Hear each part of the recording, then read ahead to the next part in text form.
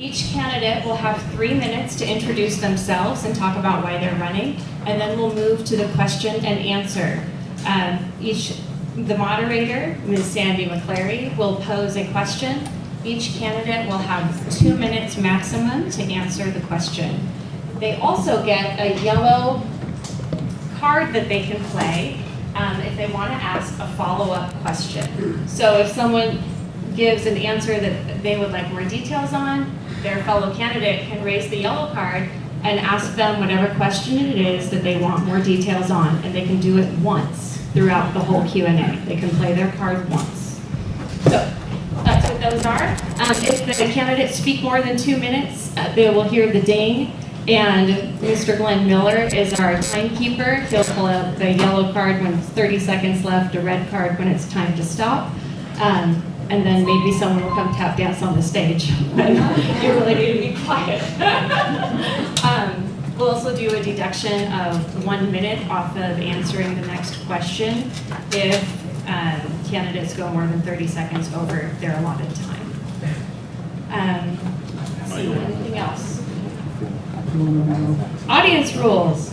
May we please ask you to quiet your cell phones. Please take a moment to quiet your cell phones.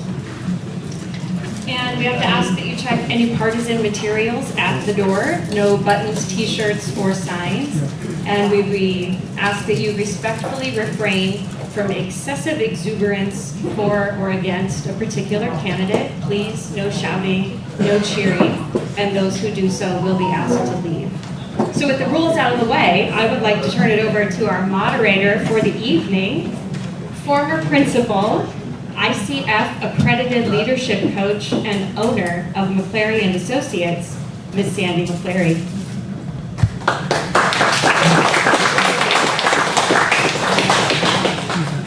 Welcome. Our first position that we will be asking questions of this evening is position 1 for City Council. And we have Ms. Kim Harless and Mr. Justin Forsman.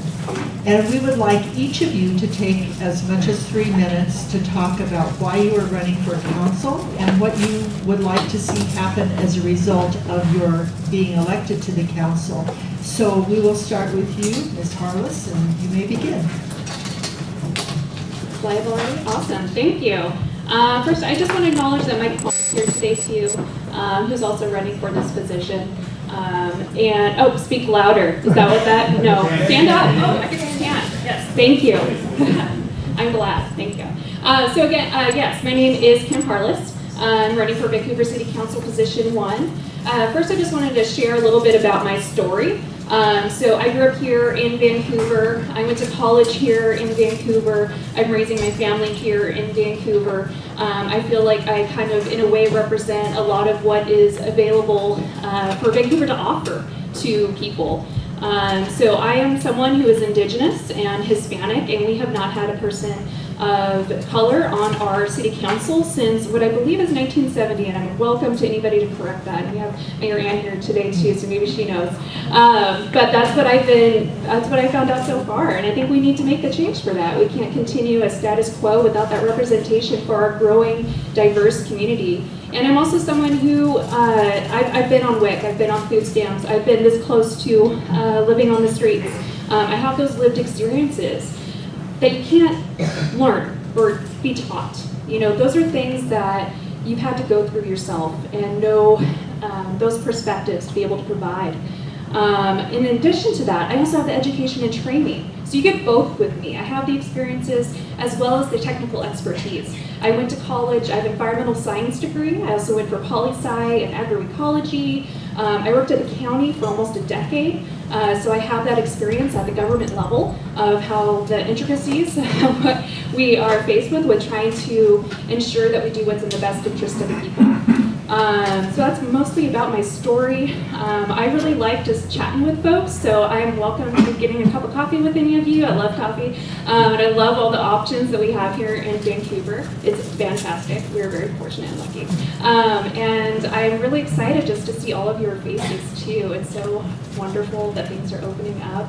And I really want to give an applause to our community for doing what they can so we can be in the place that we're at right now, being able to be in this room. So I'm really running on 3 things. Check So that environmental science background. We need somebody on council that has technical expertise to ensure that our climate action plan is doing what is needed for this future that is coming. We have this hot day, this heat wave this weekend. I mean, all the wildfires last year, the smoke. And the other two things is addressing homelessness. We really need a triaged approach to that. it's just not one solution. We need to ensure we meet people where they're at. And lastly, ensuring that our community is inclusive and diverse, because it's growing that way. Thank you. Thank you. Mr. Forsman. Hi, good evening. Thank you everybody for coming here. This is probably one of the first steps to becoming politically active and being an activist in your community is coming to things like this and getting involved. You know, it's one thing to stand up here and to run for office, but it's another thing behind the scenes and doing the things that nobody sees, doing the things that you don't get a lot of thank yous for because, you know, you're behind the scenes, you're doing your thing one person at a time. And so myself, I really didn't want to run, to be honest. I thought about it all week long. I looked at the options. I was looking to see who was going to be challenging the candidates that were already in office and who was going to be the ones that were running for the open positions because people were stepping down because they didn't think that we had enough color or enough equity on our council board. And so I've really been disgusted, to be quite honest, with politics in our environment lately. It seems that everything is about a talking point. Everything is about political correctness. Everything about the color of your skin, and if you're born a certain way, then you're an oppressor, or you're oppressed, and this and that. And, you know, it's really disgusting. And so to look at the way the politicians have acted and the amount of leadership, or lack thereof, that we've had here locally, it just, I have to run because I see it for what it is, and I can't allow the citizens to be taken advantage of. I'm not going to go for it. I'm sick of it. I'm sick of us electing people that get in and they say all these things, but they sit down and they nod their head to all the talking points, you know? And I'm not going to do that. So I have enough courage and integrity to stand up for what I know is wrong. And if I see something wrong, I'm going to stand up and I'm going to say so. I'm not going to sit down and be quiet because I'm worried about what people are going to say about me or that I'm going to lose somebody's vote or whatever. I don't care about any of that. And I think we need people in office that have leadership. And that's something this country has lacked for a long time, is leadership. And that's something that we lack right now in the city council. It's something that the highest members of our city council are lacking. We need integrity, we need leadership, we need people to stand up and do the right thing. And, you know, somebody told me a long time ago, integrity, what that means. And that's doing the right thing when nobody else is looking. But I think really it's having that in your heart and doing the right things at all times, no matter what. And so I don't know where you guys stand politically, but I know that we're being lied to about a whole lot. And I know that politicians that are blindly following these mandates, these mask mandates, these forcing kids, they're trying to force kids very young as 6 months old to start taking these vaccines. And our politicians are going along with it. And something needs to change, and it starts with you guys, honestly. Thank you.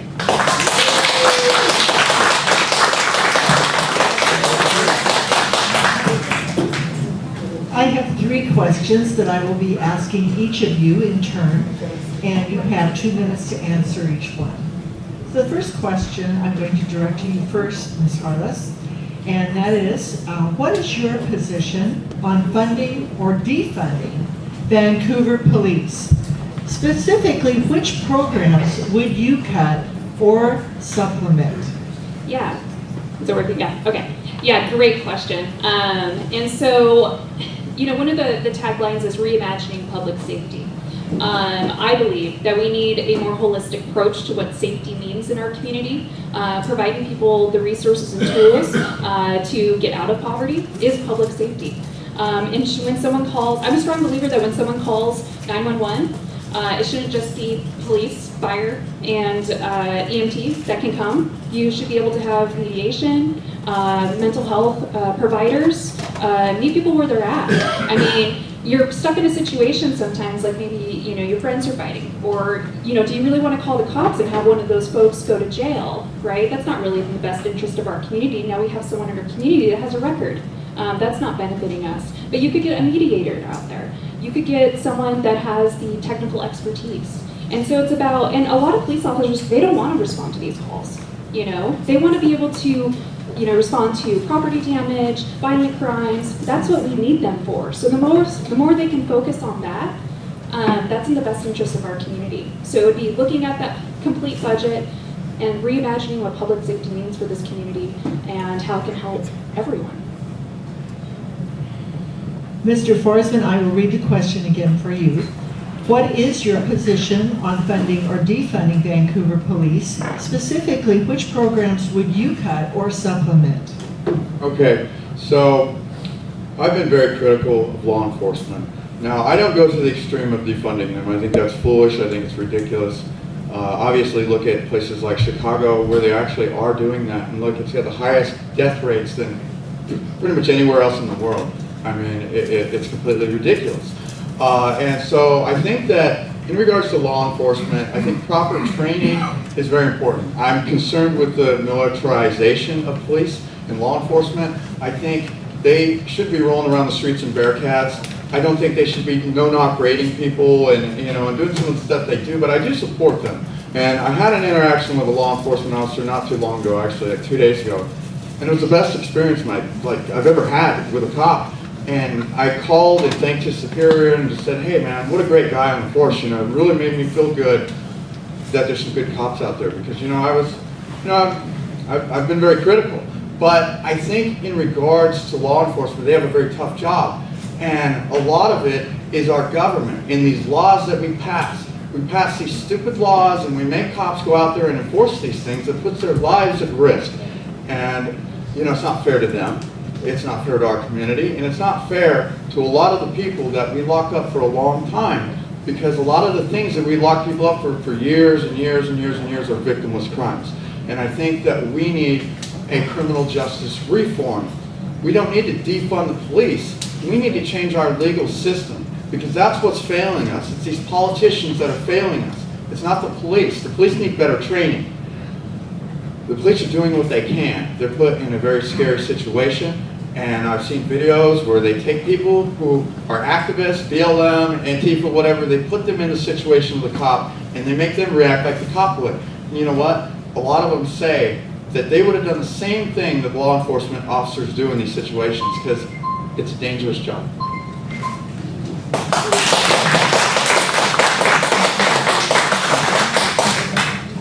So I'm going to take turns giving each of you the chance to be first. So this time, Mr. Forsman, you'll be able to talk again in a moment. The climate change is a big concern to some people. What is your plan to address climate change for Vancouver? Okay, well, I'll stand again. So I think that the whole climate change I think it's a hoax. I think it's a talking point. I think it, like everything else, you know, it's just like something for them to raise tax dollars on the American people and act like they're doing something good. They say, oh, you know, the climate is changing. We need to carbon tax. We need to take, we need to start monitoring your thermostat. We need to start making sure, you know, that we punish people, you know, for just living their life. Yet the people who enact these policies, these politicians, they fly around in these jumbo jets, they make these speeches, and they live these luxurious lifestyles, and they do not practice what they preach whatsoever. Look at John Kerry. He's the spokesperson. He's going around. It's ridiculous. I think it's a talking point. It makes these politicians think they feel good. They feel like they're doing something really good. I mean, I watch these city council meetings.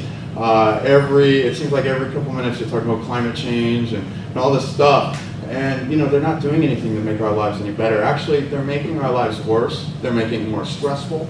The climate changes, that's what it does. Real scientists will tell you that we are not heading into a serious heating you know, crisis. Actually, a lot of scientists think that we're heading into another ice age.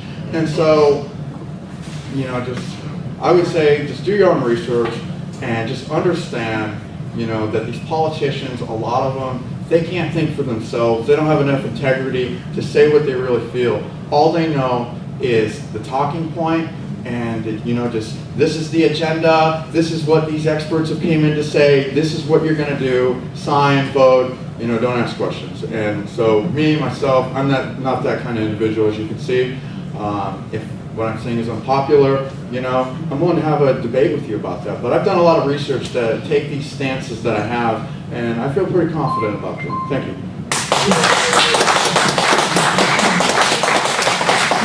It's the same question. Climate change is a big concern to people. What is your plan to address climate change for Vancouver? Yeah, I touched on this a little bit in my intro, but again, I am a scientist. It's not a hoax, and we do need to address it urgently. And not only that, but it'll benefit everyone in general. Cleaner air, cleaner water. We're in a heat wave again. The list goes on. We're already feeling the impacts now, and they're only going to escalate for more and more and more. And they actually can be cost-saving. If we don't address it now, it's going to cost even more later. And you also want to make sure to apply an equity lens. So when we address climate change in this community, we need to ensure that we address it through an environmental justice lens. And what I mean by that is that the folks that are low income, the most marginalized in our community, are being hit the most. So think about, for example, I had a lot of folks that lived in apartments that don't have proper insulation. And so during the last smoke season, all the smoke was going into their homes. They don't have AC either. So they're put in a situation where they either have to decide between heat stroke or, asthma and all of the toxic effects of the wildfire. So you have programs where you weatherize, and not only does that help our community and helps the general health of our community, which helps the costs at the offices of, the emergency rooms and everything like that. We all end up paying for that, right? But it also helps, I lost my talking line. So it also helps in that those folks that are hit by these things, they now have a home that is insulated properly, which then saves money on things like electricity or your gas, right? It's all full circle, full loop, and again, it is not a hoax, and we need to ensure that our community is protected for this future. And that can also mean, ensuring that our fire department has the resources and tools that they need, because we're going to have more fires. I mean, all of that stuff is rapidly increasing. We need to ensure that we are funding all of those things appropriately.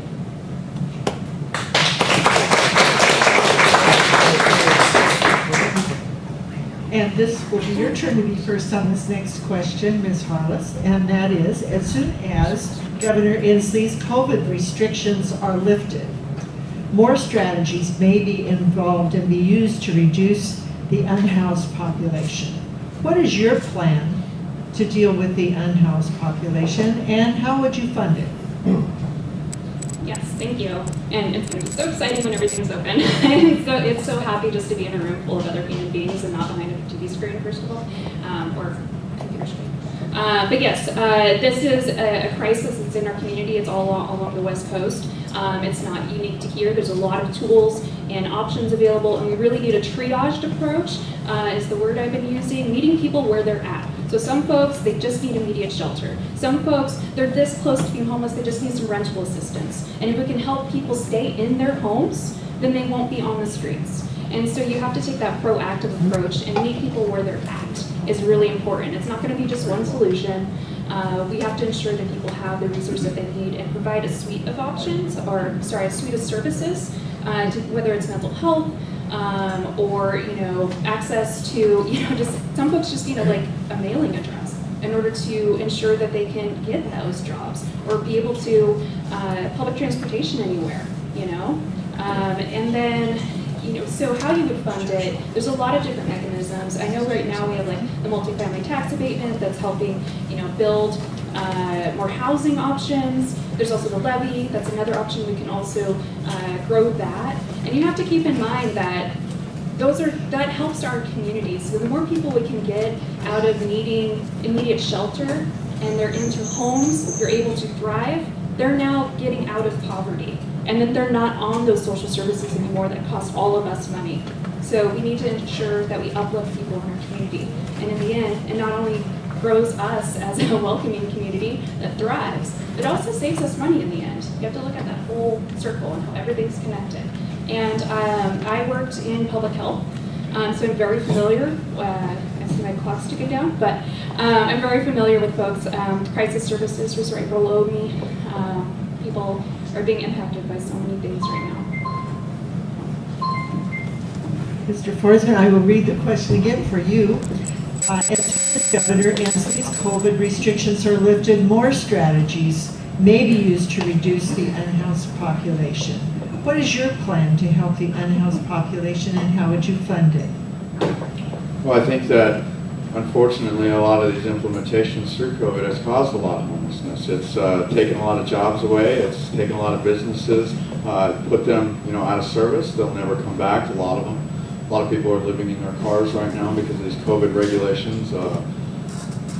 It's sad, it's sick, and the governor thinks that he's doing us a big favor by lifting these restrictions, where he devastated and destroyed this economy. But in regards to the homeless and what to do with that, that's a very complex situation because not everybody has the same reasons as to why they're homeless. Obviously a lot of it's drug use, a lot of it's mental health. A lot of it is just right now with COVID, the inflation of the currency. Right now things are, with the more money that we give out and give away to people, the currency is inflating and things cost more money now. Rent costs more, cars cost more, everything costs more. Lumber's up 300%. So it's like our economy has been devastated. And so how do we reintegrate people into our society when our society has been purposely dismantled by the people that we elect to safeguard our community? So we need to work with organizations, we need to work with churches, we need to work with employers to help give people the opportunity, if they want to elevate themselves from the place they are. They need those, they need those safeguards. They need the opportunity. We need to incentivize employers to hire some of these people. We need to get more shelter beds. We need more treatment for individuals that want to change. And it's not really something that the government can do all on its own. It needs to work in sync with nonprofits, churches, etc. It's not something that just I or Kim Harless or anybody can just solve. This is something that needs the community to come together. We need to figure this out, and a lot of it has been caused.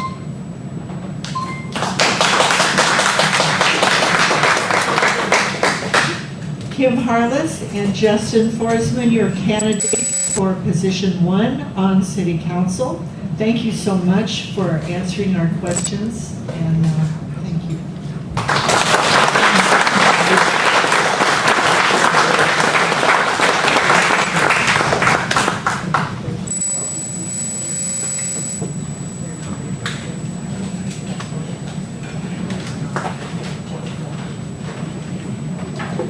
At this time, we will transition to our mayoral candidates.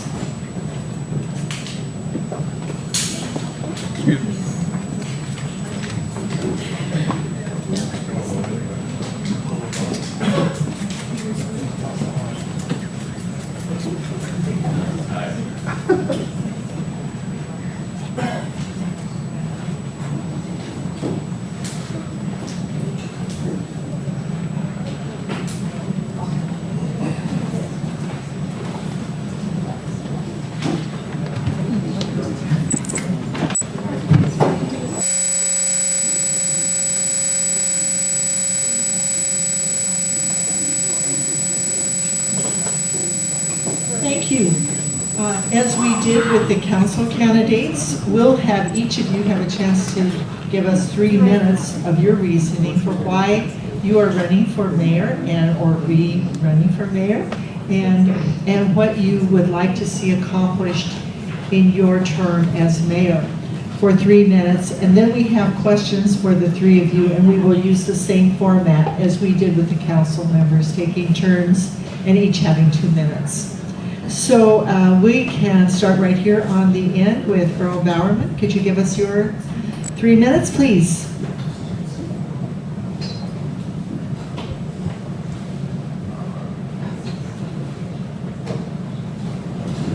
I'm going to stand up so I can see you. First of all, Madam Mayor, it's an honor to be sitting next to you. And I'm looking forward to this night. You know, it's a heavy decision to make. Excuse me, but we can't hear you back Is your here. mic on, sir? Is the mic on, sir? It says on. It says on. There we go. Thank you. Put it in my mouth. But it's a heavy decision to decide to run for public office. And so one has to think, what's going to get me off the couch? You know, I complain to people in a room, and it never really leaves the room. It's just among us complainers. So we have to make a decision, when are we going to get off the couch? And we hear all of these issues that are being discussed by various people that are, I think, unimportant. One of them we hear about white supremacy, and we need more people of color. Well, I'm working on that. I've got 8 spots, and they're dark brown. I think it's ludicrous to segregate people according to color, background, what their life experiences have been, and so on. So I come with the idea that we're all created equal under the law, and that's the way that we should behave, and that there's no special privileges for anyone, and there's no hardship for anyone imposed by the law enforcement or anyone like that. Now, one of the things that really disturbed me was these groups that want to advocate cutting the police funding. My gosh, when I call the police, I want somebody to show up, and not in 30 minutes or 45 minutes. And I want them to be well trained, and I want them to have what they need to restore order or to protect me or do whatever is necessary. And so I'm totally in favor of funding the police.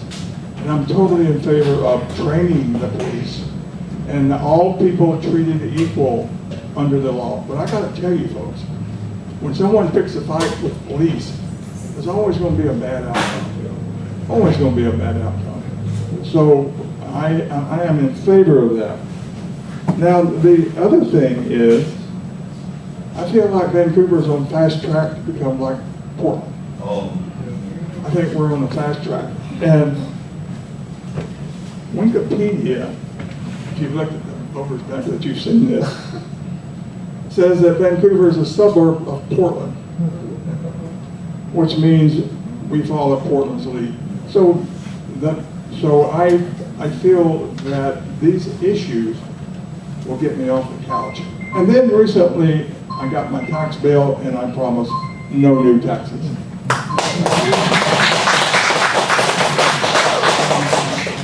Mayor Ann McInerney-Ogle, your turn.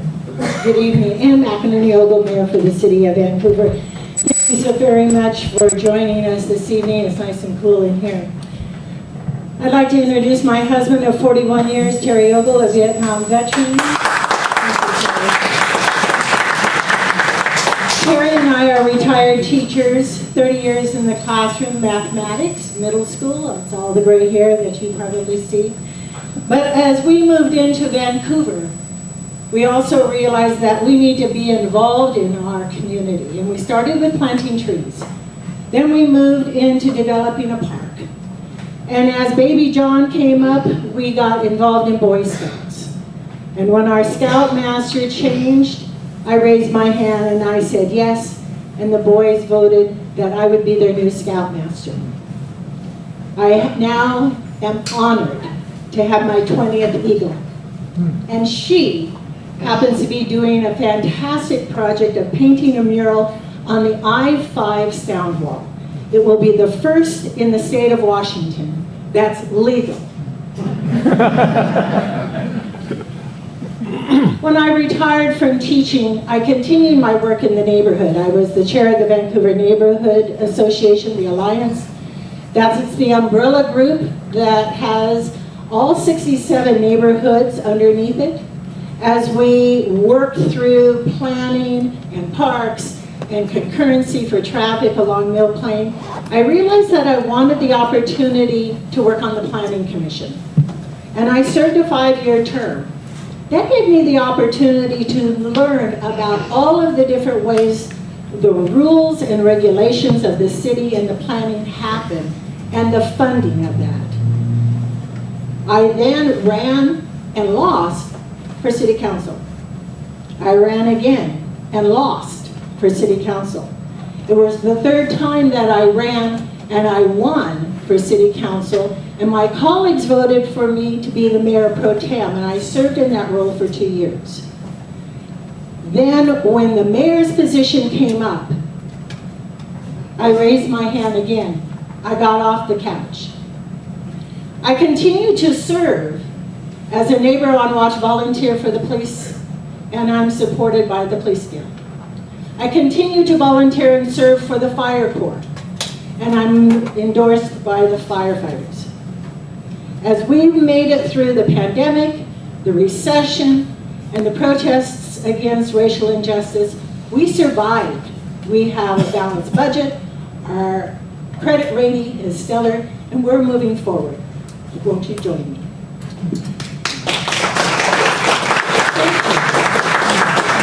And Mr. Doug Coop, would you please tell us your reasons for running for mayor?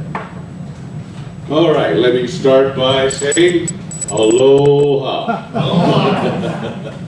As you can probably tell, I'm kind of new to Vancouver. I originally grew up in Honolulu, Hawaii, so that's where I'm from, but spent 29 years in Las Vegas also in the business community. So my background is in marketing, sales, kind of advertising. So when I was asked about running for the mayor's position, so it was something that hit me, said, if not me, then who? I didn't see anybody else stepping up to the plate, so I said, I'm going to step up to the plate. So that's why I'm here. Things that really were on my heart, the things that have gone on in this country, the things that have gone on from our leaders in policy making. I am stunned that we didn't hear a lot. Our city council was shut down. Our city council had no voice. When edicts coming from North Olympia were being handed out, we didn't hear anything. I'm a character, okay? I'm going to admit that right now up front. And I'm a loud guy, and I'm going to say what's on my heart and what's on my mind. To me, all wisdom comes from above. That's my heart. I serve the Lord Jesus Christ. And I'm not ashamed of it. I'm not ashamed of it. And He's the one that rules me and guides me. And because of His wisdom, that's what I operate out of. Not by politics. I'm going to be a statesman, not a politician. Okay? I don't go for that. I'm just like the other gentleman that up here, Justin, and he said, you know, I don't care what people think of me, but I'm going to tell you what's right. And I'm going to tell you the truth, and I'm going to be transparent. If I was mayor last year over Vancouver, I would have stood up for the people of Vancouver, and I would have said, no, not in my city. You're not going to shut down our businesses. I don't care what Inslee says up north. That is unconstitutional. I will stand for the Constitution of the United States. I will stand for the freedom of the people. Look at the mess that we have right now because of all this. How do you solve that? Well, you start to get people back into the businesses, you raise them up, you get rid of regulations, and for God's sake, please don't raise taxes. That's one thing that's a big no-no, okay? And I've seen property taxes go up here, and my time is up, but thank you.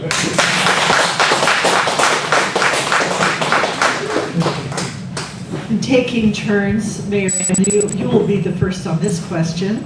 And the question is this. Surely that you have studied exemplary and non-exemplary homeless reduction programs throughout the United States and in other cities, and have done a lot of thinking about that. As mayor, you have the ability to influence the city's policies. Can you give us examples of successful city policies that have not yet been implemented that you would like to see improve the lives of our unhoused population? Thank you for the question. If I might, I would like for you to think of the continuum of homelessness. From the tent on the street or on the sidewalk, and then into a shelter, and then from a shelter to a transitional shelter, and then perhaps to an apartment or more permanent housing. What we found is that the county is the lead agency in homelessness in Clark County. I'm going to say that one more time because many people think the city is the lead agency. We're not. It's the county that gets the document recording fees, the funds that come down from the state. And it was the county that we needed to work with. So I asked 2 of my counselors, and I asked the county chair to give us 2 of her counselors, and they sat down together to form a group to study homelessness throughout, not just the city of Vancouver, but the entire county. They came up with a memorandum of understanding that they would take the lead on homelessness. They are now showing us the opportunity on those shelters. That was not in their wheelhouse before. It went straight to the apartments. And so you saw during COVID, the first hotel being taken for homelessness, and it was successful. And now you see a second one, the Bertha Bob, the old Howard Johnson, a new shelter for homelessness. And then if you read the Columbian this morning, you saw that the Vancouver Housing Authority is looking at a new shelter for homelessness, getting them out of the tents, off the sidewalks, and into a shelter. That's what we're looking forward to. Thank you. This will be yours now, Mr. Bowerman, and I'll read the question again. Surely you have studied exemplary and non-exemplary homeless reduction programs in other cities, and as mayor, you have the ability to influence the city's policies. Can you give us examples of successful city policies that have not yet been implemented that you would like to see to improve the lives of the unhoused population?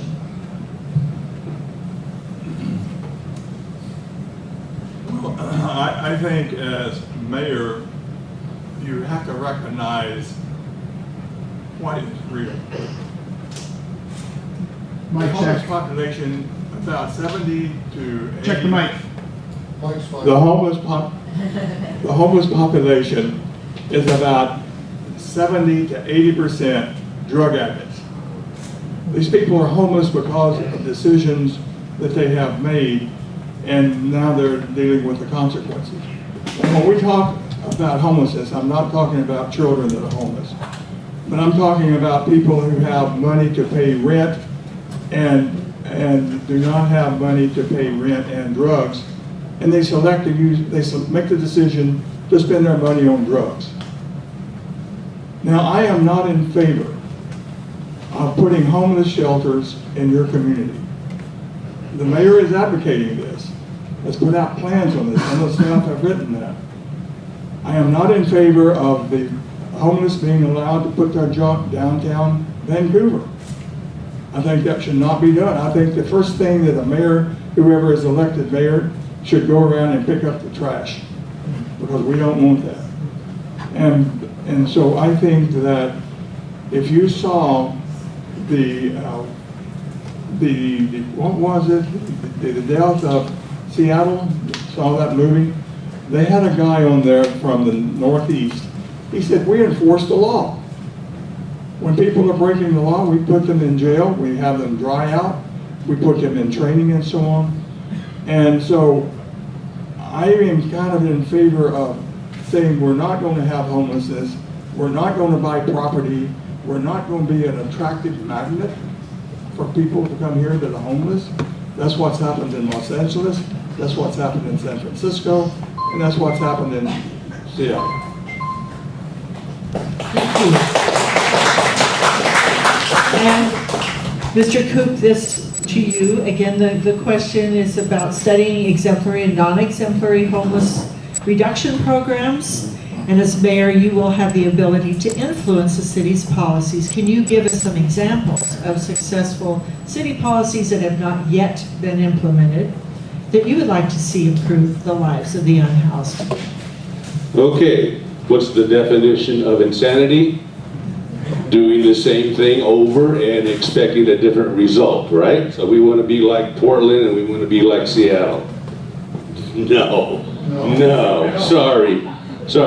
I want to bring up something that is near and dear to my heart, and one of my brothers here, Ray Reynolds, who's running for sheriff. Since we have to work as a county issue, as our mayor said, then I will work closely with the county sheriff. And one of the things that we both agree on that are fantastic, he has what's called a NET program. And I want to expound on that, because what the NET program does is basically it takes professionals in the community, faith leaders, medical leaders, housing people, churches, all these people netting together everything from drug rehabilitation, all these professionals in their fields, in the business community, the faith community, all these people coming together and saying, I want to help. Here's a NET program where we have contact with them and we approach each person individually. Okay? We talk about individualism. It's about personal responsibility. And we take the individual and say, we have a way to help you. We have a way to get you out of the situation that you're in right now. Okay? And if you're willing, we're going to hook you up with all these resources. We're going to get you the help that you need, get you off the street. And if you don't want to, guess what? I have a place for you to go, either jail or Portland. Okay? You're not going to do that here in our city. We're not going to set up more camps and continue to set up camps, because it's like putting people in a concentration camp. You'll never get out. Okay? You'll never get out. So be aware of that, folks. You need to help them individually, approach them individually. Thank you. Thank you. The next question has to do with city management, staff, and citizens. In situations where there is a disagreement between city staff and citizens on a proposed project, what is the mayor's role in resolving the discrepancy, and how will the discrepancy be resolved? And Mr. Bowerman, would you like to take that first? It seems like I was just up. Well, first of all, I want to segue into the homeless situation again. The county is not responsible for the homeless program in Vancouver. The mayor is. I saw this on television not too long ago, so I did some checking. The county is not responsible for the homeless program in Vancouver. And I will say that I believe the county spends $27 million each year in the budget on homelessness. Well, my gosh, there's only 600 or 700 homeless people.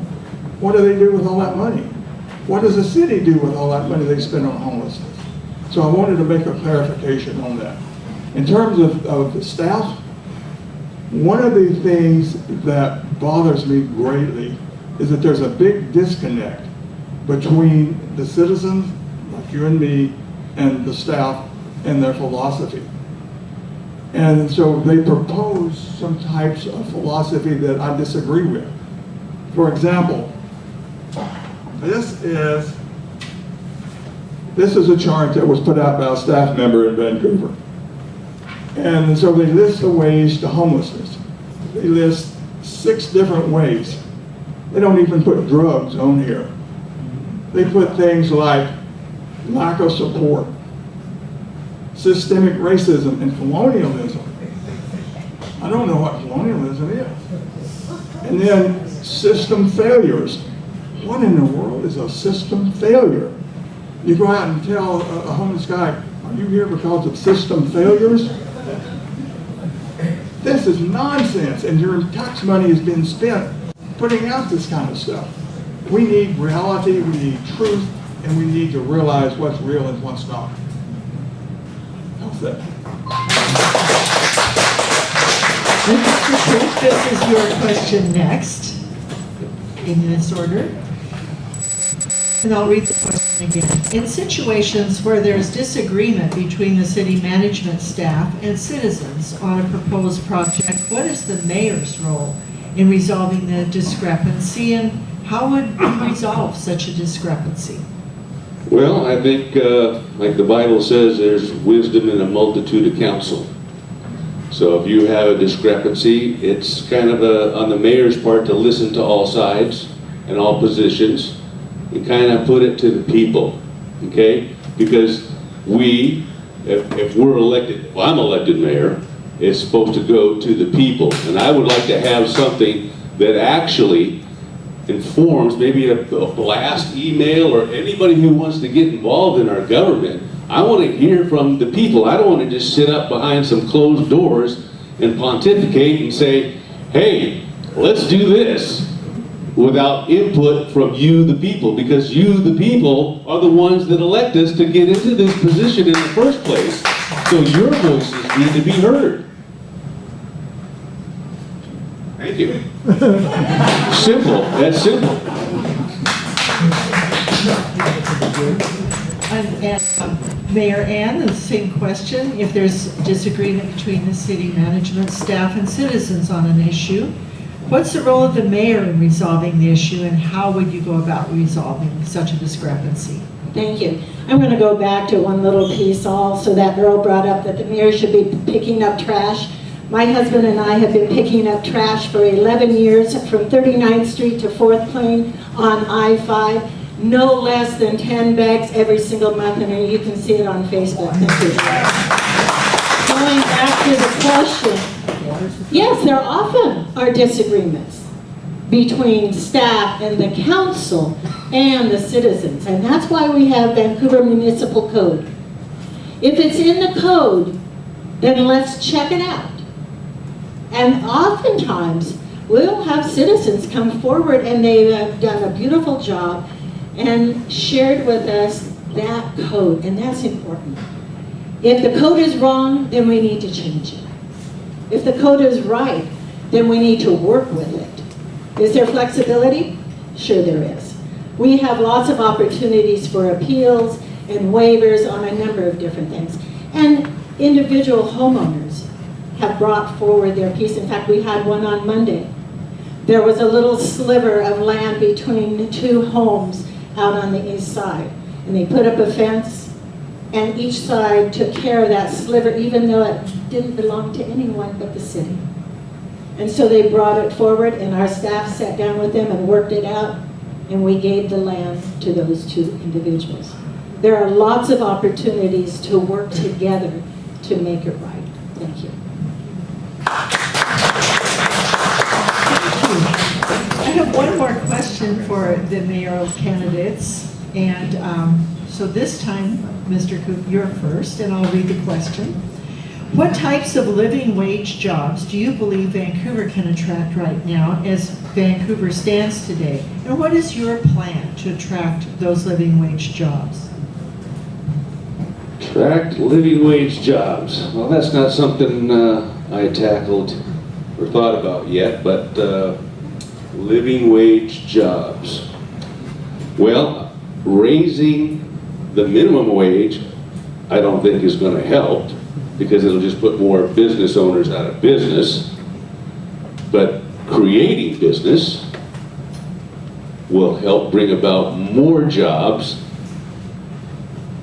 and it just goes from there. So that's not something I really dug into, so forgive me for that, but that may be a weakness on my part, and I'll admit it.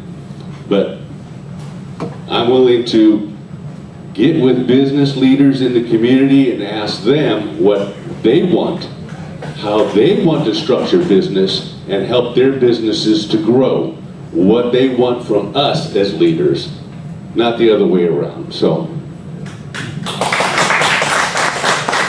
Thank you. And Mary Ann, you're in second position this time, and again, the question is about living wage jobs. What types of living wage jobs do you believe Vancouver can attract right now as Vancouver stands today? And what is your plan to attract? Biotech, the medicine side of everything. The biotech industry is rich right now. But we're also looking at Hewlett-Packard and all the engineers in their research and development that they're out off of the Southeast First. They're building a new R&D facility, a campus. Talk about your living wage jobs. Those are high-tech jobs also. We work with Columbia River Economic Development Council. They go out and do the recruitment. It is also our responsibility to retain what we have and to help the businesses stay here. And a lot of those businesses used all of our grant money and the money that came through the system, through the CARES Act, to stay in business. So we're looking at, for example, the new operations center. You're talking hundreds of millions of dollars to build a new operations center off of the pad. Prevailing wage. Have you looked at the prevailing wage schedule yet? For laborers, for contractors, for electricians? That is a middle class job. That is fantastic. We're building a new operations center, and it was a unanimous decision by the council. We have a piece of property. We got it for a great price. We are preparing what we call a project charter so that we know exactly what we want in it. And we're using our business connections throughout the city. Private individuals who have built these types of projects before to give us advice. What are the best practices for building an operations center where you're taking care of vehicles and all of that? What a wonderful opportunity to pull from the private sector to enhance our work. Okay. Thank you very much.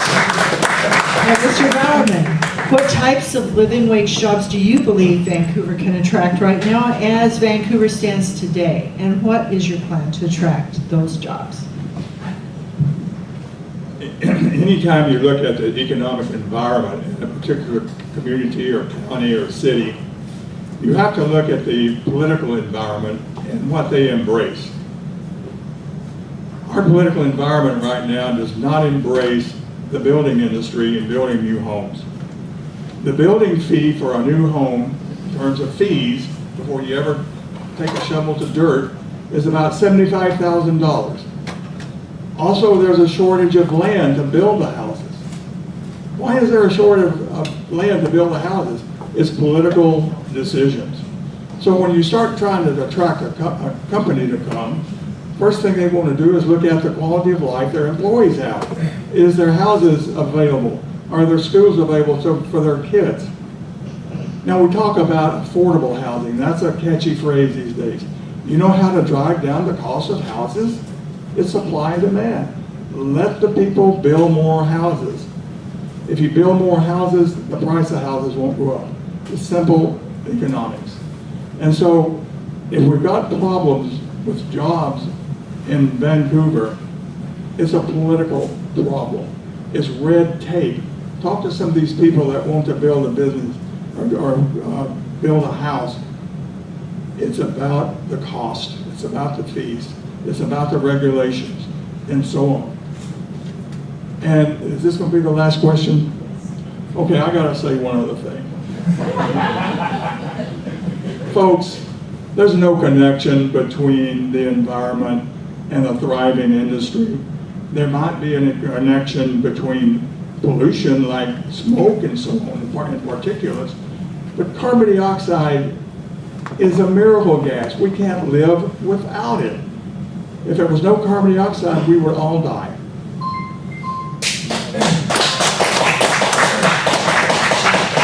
Mr. Coop? Is that the last question? Yes. Okay. I want to add to that. Yeah.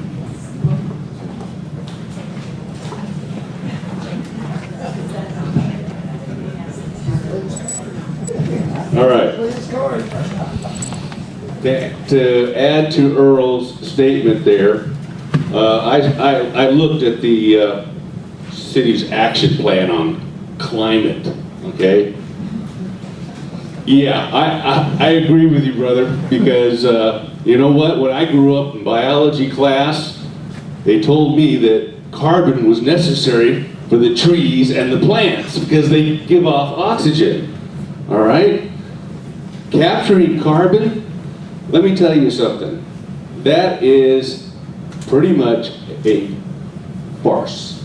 I'm going to say it. It's a hoax. It's a hoax. Okay, folks, you gotta wise up to it. It's just a way of getting your money. I got news for you. If a volcano goes off, are you gonna get carbon credits from that volcano? And you're gonna have a very bad day. I don't care if you have a gazillion cars driving. That volcano will put out a whole lot more than a gazillion cars or trillions of cows farting. Okay? This is the things that they talk about, which is absolute absurdity. All right? There's no carbon capture plan. They put this thing in last year. I'm looking at over these things. Under the pandemic, this is all we had to think about is a climate action plan. I look outside and I think, man, the climate's great here. Hello? This is not China. You know what? China builds 2 coal-fired plants in China a week. Are we gonna go attack them for carbon?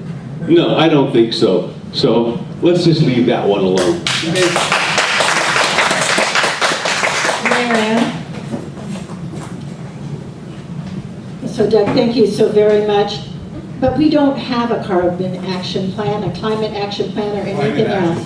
No, we have no adopted climate action plan. We are in the middle of discussing all of the different pieces. And Earl, during that pandemic, we had over 6,700 housing units under construction. The most we've ever had. Usually it's only about 5,000 housing units under construction. 6,700 units are under construction in the city of Vancouver. We did all electronic permitting. The architects didn't need to come in whatsoever. They did it in their pajamas at home.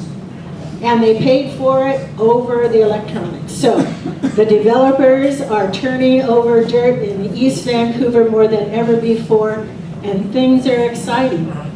Thank you. We'd like to thank our mayoral candidates tonight for participating, and thank you very much.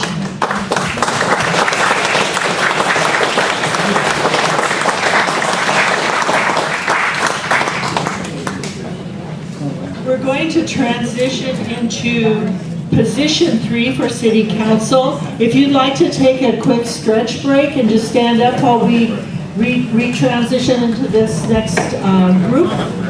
And each one will take up to 3 minutes, that's up to 3, to explain why they are running for council and what they intend to do for City Council.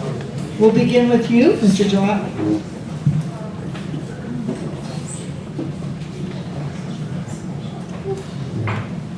Well, thank you.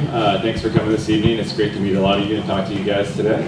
I decided to run for City Council basically on 3 main issues. First off, the homeless issue that's taking place here doesn't have to happen. There's proven solutions that can fix it, that should be implemented. It shouldn't be kicked to the county. It can be solved right in the city. And I think we'll have probably more time to go into details on that. But there are proven places throughout the country that have had solutions that work. And I think it's time to start implementing those. And I saw the tents coming up around my neighborhood. I have the president of my HOA down by the waterfront, and our crime rate went through the roof. We started having break-ins to garages, cars, and all these things that we've never had before. And we're, I've spent a lot of time actually down in the camps, down around the share house. And I talked to the people, and I'd say it's usually at least 2/3 that came here because they heard that we were a good place for homeless people to come, and throughout the country, and then about 1/3 that were born and raised in this area. And nobody can dispute that because I've gone through and I've talked to almost every single one. And a lot of them are having drug issues. That is a real problem. That is why they got where they got. A lot of them it's mental health, and some of them it's just that they fell on hard times. I was down there the other day, and there's an 80-year-old gentleman who just can't get himself out of the situation. He's been in it for about 11 years. Every night he gets beat up and all his belongings get taken by somebody else in the camp. There's absolutely no accountability down there. I was down there, again, 2 days ago, and there's a lady telling me that she got raped every night for the last 2 years. And I can't look at her in the face and say, well, you're suffering the consequences of your actions. So when I hear people up here say that, that's not acceptable to me. I believe that we need to have compassion as citizens to help people that want to get out of this situation and find out, what works to get people back on their feet. And there are a percentage of people that don't want that. And we can have designated areas, not in neighborhoods, not in parks, but where camping can take place, and then we can have a day shelter, and we can get rid of all the camps throughout the city. But we have to have some common sense in our approaches here. Putting navigation centers in the middle of the neighborhood and watching crime go through the roof, or putting camps in our parks where our kids can't even play anymore, and having needles spread out underneath the swings. That can't happen. And that's an epic failure on leadership. And I'm not saying that everything our city council does is wrong. I just think that we need somebody that's a real advocate for proven solutions for the issues that we're facing. And I've spent the time, I've done the research, and I can go into these issues. The other is, I think we're on a precipice of amazing things for our community in Vancouver, the city of Vancouver, with the waterfront project. I'll go more into it later.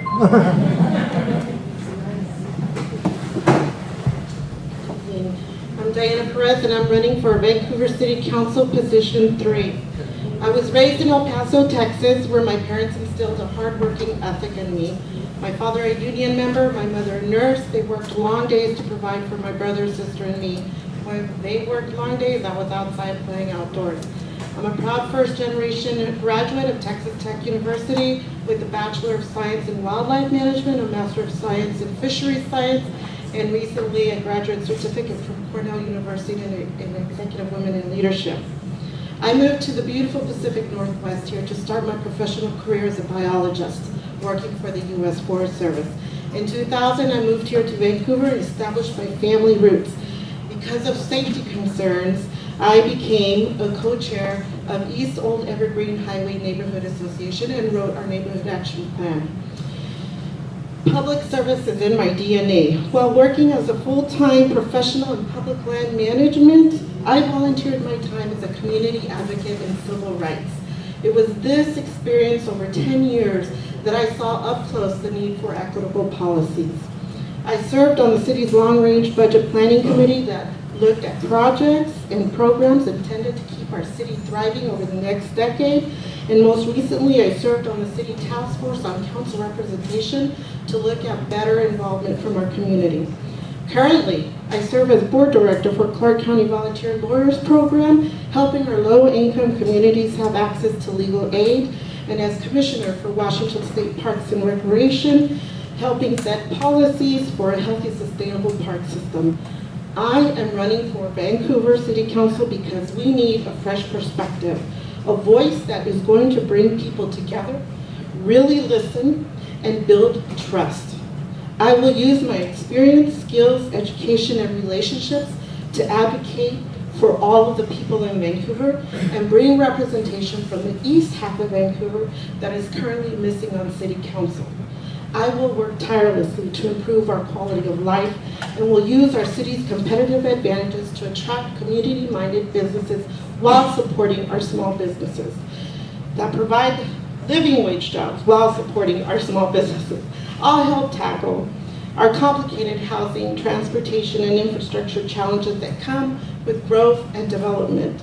We must find solutions to our housing and homelessness crisis by working on affordability, availability, wraparound services, and trying new approaches. A voice and lived experience like mine has never been on Vancouver City Council. My approach to decisions and policy making is different than what is on council now. I aim to hear, learn, and incorporate systemic changes that will make benefits for everybody.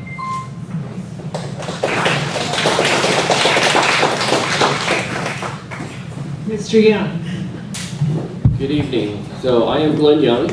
I live in the Howe neighborhood in our great city. I am co-chair of our neighborhood association. I also serve as the treasurer of the Vancouver Neighborhood Alliance. And first of all, I wanted to thank everybody that has put this together. It represents an amazing amount of work. I know how much work goes into community events like this. And these kind of things are what will change our city, being involved in our community. So I thank everyone that's here. I thank everyone that worked to put this together.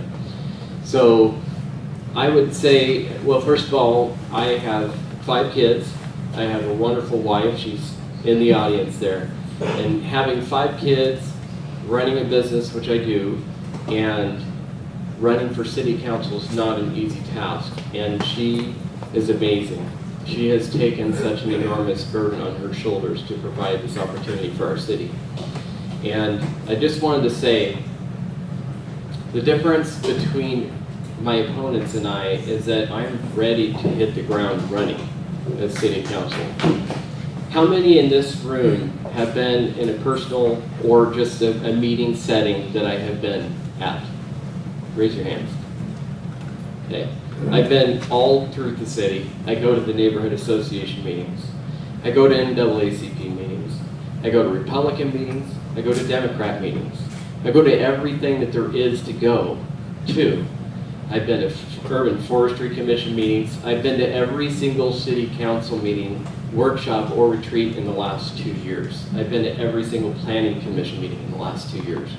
I participated in the majority of them by giving citizen input, testifying.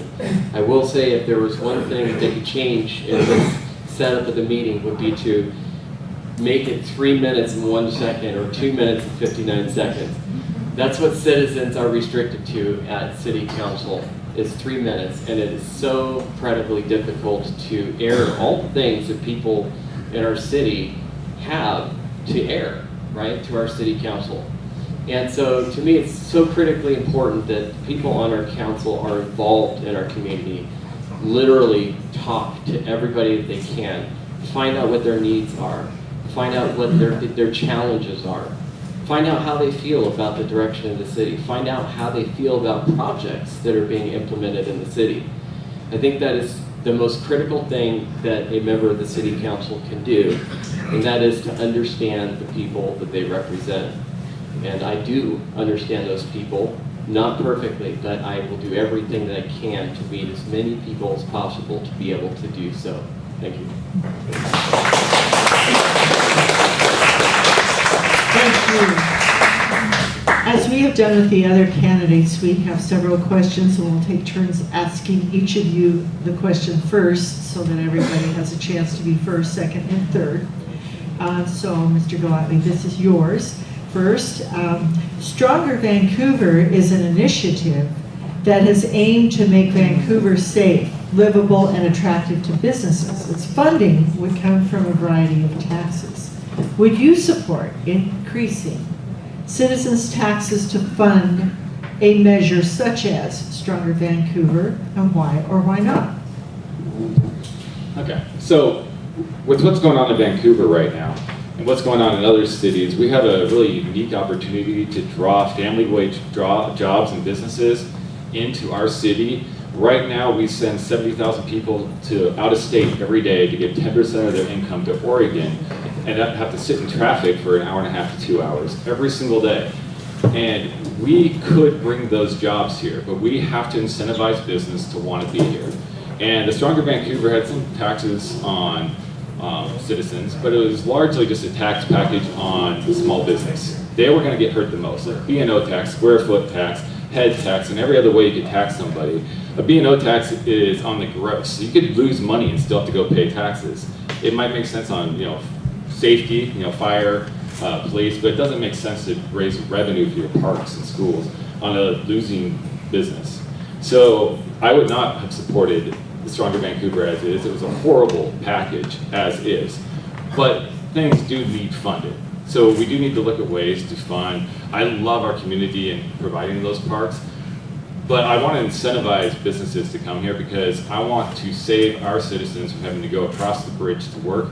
And that money that they give Oregon, that millions and millions of dollars a year from that 10% of all of our citizens' income they get to keep, I want to spend right here. We'll make up that difference by bringing those jobs right here to Vancouver. And there are companies that are coming here. I'm very involved with our business community, and they want to come places outside of the cities. They're fleeing the downtown areas because of what's happened over the past couple of years. They're leaving Seattle, they're leaving Portland, and we could be that kind of bright spot where they could still be close to an international airport.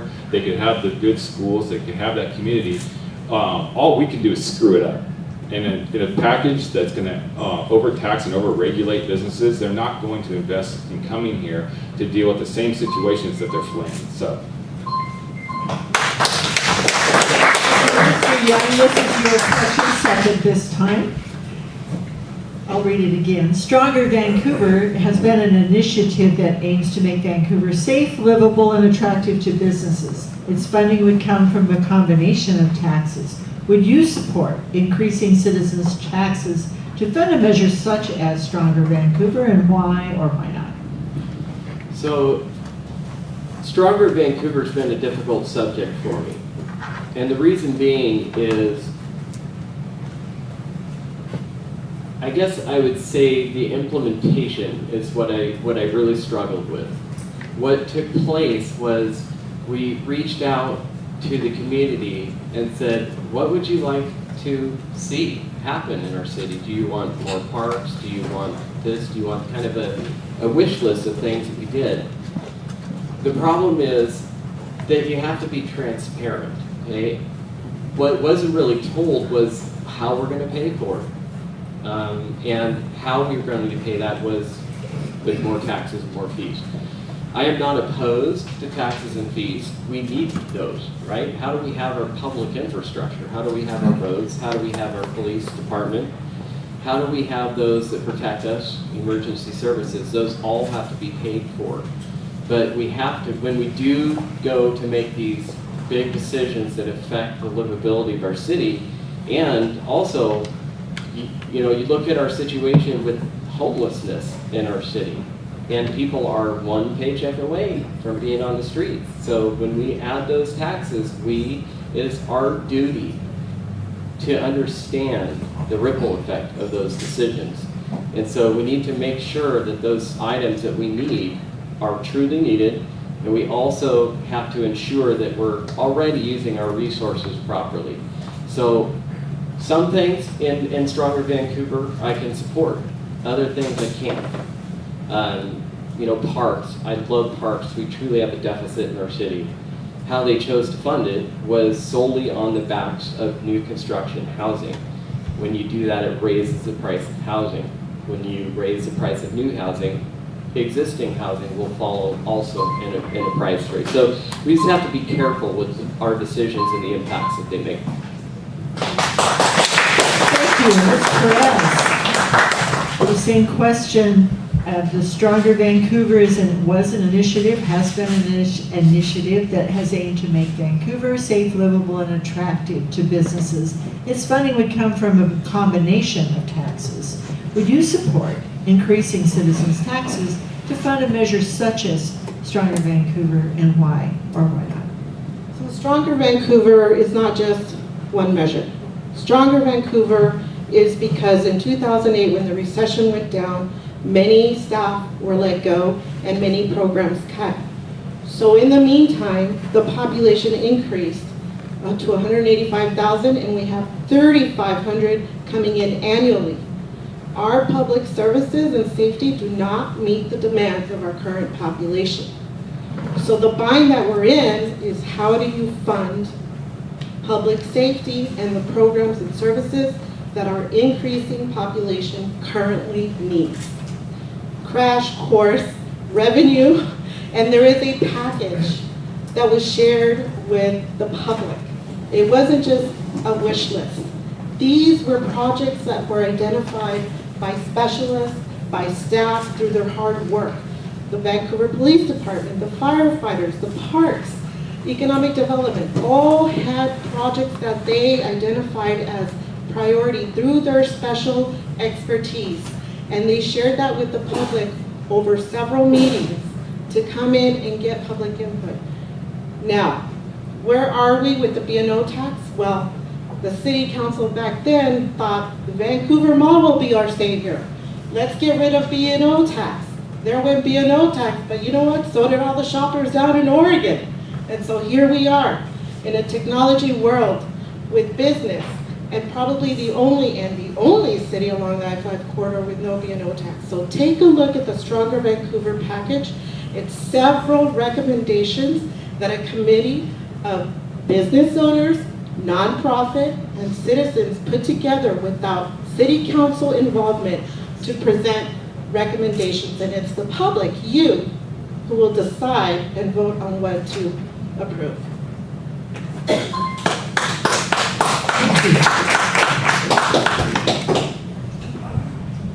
So this time it's Mr. Young's chance to be first. And this is another tax kind of related question. The multifamily tax exemption allows for an 8, 10, or 12-year tax exemption for developers who would build or rehab residential units. Would you keep it as it is? Would you revise it, expand it, and why? Let me ask a question real quick. So how many in this room are aware that every development in the downtown area, when we're talking about the big apartment buildings and multifamily, that have been built or are in process of being built in the last 8 years are not paying any property taxes for the residential units that are there? How many people are aware of that? Okay, so that to me is a problem. That is a transparency issue. So that is exactly what's happening. I am not saying that it is not a tool that we should use in certain circumstances. In fact, it was actually a tool that was vital that catalyzed the redevelopment of our downtown area. So there is a value to it. But that was about 15 years ago, and that project, that exemption is still available for all of the development that happens down at the downtown, including waterfront. And so it comes back to accountability. What are we achieving by exempting all of those property taxes? What are we doing to our city's budget long-term by exempting all of those taxes? Because the truth of the matter is that we have to fund the things that we have to fund. And if we're not getting it from these developments, it's got to come from you and I, right? It's got to be made up.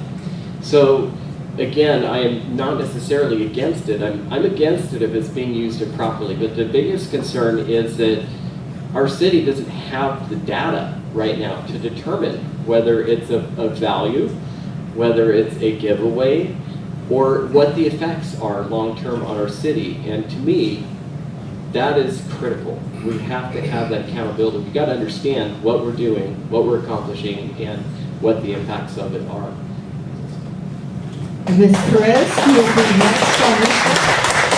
I'll read it again. The multifamily tax exemption allows for an 8, 10, or 12-year tax exemption for developers who build or rehab residential units. Would you keep it as it is? Would you revise it, expand it, or why? Thank you. So the multifamily tax exemption, the issue with that right now is that it's based on the HUD, the Housing Urban Development medium income level of 90,000, which is Portland's medium income level, not Vancouver's median income level. So that's one of the problems in trying to change that. So I would change that. That's one thing that I would do. As far as 8, 10, 12, I think we need to be more strategic on using that, knowing where and how it's being used. The multifamily tax exemption was put in place to revitalize downtown and grow it and allow that affordability and allow the groceries that are coming in right now in downtown because of the apartment building. The thing that we don't know that isn't clear are the benefits from those tax exemptions and the ability to use that outside because it was meant to be used in downtown. That's why it doesn't work outside. So re-looking at that, revisiting it, and how we can use it more to the benefit of the community. I think it's an important piece, not just by the city council, but also with the developers at the table and also our legislators, because there are some laws that will need to be revisited to be able to change the medium income level. Thank you very much. And Mr. Gottlieb, yours, the multifamily tax exemption allows for 8, 10, or 12-year tax exemption for developers who build or rehab residential units. Would you keep it as it is, revise it, expand it, and why? It's already going to be revised. The 10 and 12 are already going away. We don't need those on the table anymore, so there'll just be the 8-year tax payment that'll be offered. And when we look at what's happened downtown, we have areas that have been sitting on like a gravel lot in the middle of downtown for decades. Nothing's being done with it, and in order for that not to just be an eyesore, right in the center by Esther Shore Park, we have Block 10 sitting there. There has to be negotiations between the city and a developer to make that make sense on all ends. So developers aren't going to come in and develop there if it's not worth it for them, if it's not better to go somewhere else and build.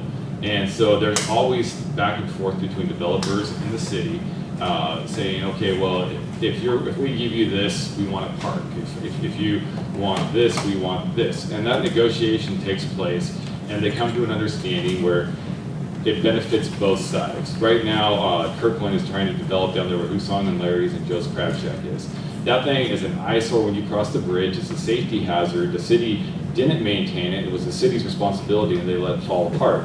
So when you're looking at all the wood rotting and falling apart, and the little chain link fence that kids crawl under, to go out there, and that is something that a developer is going to take on the ownership of fixing, making into something kind of like the other side of the river, where it's revitalized, jobs can come, restaurants, people, it'll provide more housing.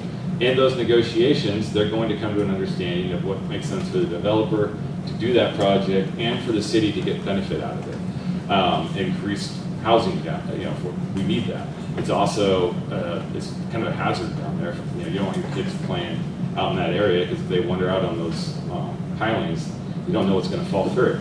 And so the developer's fixing the city's shortcomings on that area, and there has to be some negotiation, and that's just one of the tools that's used everywhere in America to negotiate with developers so that it's a win-win for everybody. Thank you. And this will be our final question for our position 3 candidates tonight. And Ms. Perez, you get this one first this time. It's one we ask the mayors as well. And that is, in situations where there is disagreement between the city managerial staff and citizens on a proposed project, what is the council's role in resolving the discrepancy, and how would you go about resolving such conflicts? Thank you.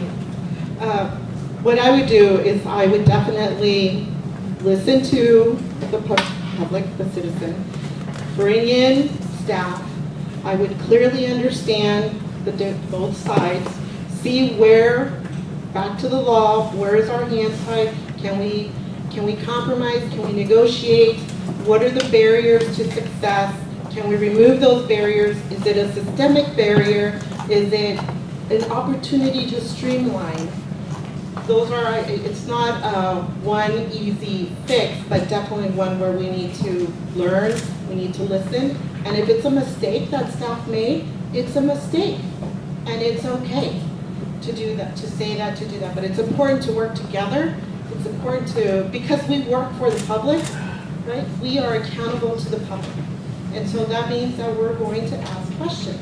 And it's okay to ask staff a question about a discrepancy and to try to facilitate, to try to complete that understanding to get to a solution. We can't just leave it like that because it doesn't solve and get us forward. Mr. Gottlieb, this is yours. And in situations where there's a disagreement between city management and city staff and citizens on a particular issue, what is your role as a council member in resolving the discrepancy, and how will you go about doing it? So I believe in representative governments. I'm not a fairly smart guy, so if I go into your neighborhood and I say I'm going to take away all your parking because staff told me to, and then you guys all show up and say, we don't want to give up our parking. And then I say, well, okay, we'll give you some time to tell us your thoughts, and then we're going to do whatever staff tells us to anyway. That's what's going on right now in the city council. They're doing it on project after project, and I'm not okay with that. I want to be heard as a citizen. If I go and if my entire neighborhood says this is what we expect as a neighborhood, and they say, yeah, we've heard you, but staff knows better than you. I think that that's the wrong answer. And that's literally happened time after time again. Glenn knows it firsthand. His parking is getting taken away on Columbia. Half those neighbors don't even have garages, and now they get to go and they get to fight for parking spaces at 5 p.m. every day because staff knows best, according to our current city council.